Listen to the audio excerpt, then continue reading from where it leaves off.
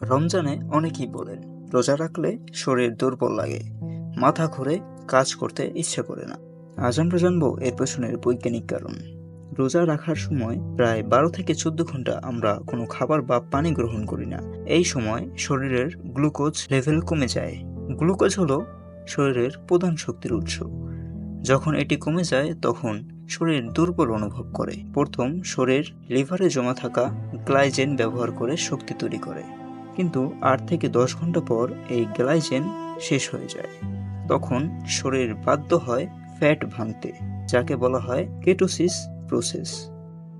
এই পরিবর্তনের সময়ই মাথা ঘোরা, দুর্বলতা ও ক্লান্তি বেশি অনুভব হয়।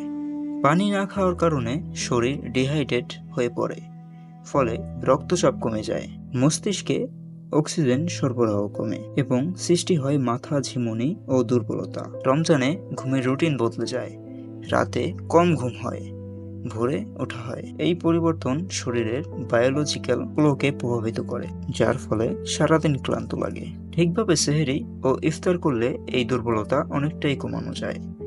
সেহরিতে দরকার ধীরে হজম হয় এমন খাবার, পর্যাপ্ত পানি এবং পর্যাপ্ত ঘুম। সঠিক খাদ্যাভ্যাস ও পর্যাপ্ত পানি সুস্থ থাকার অন্যতম কারণ।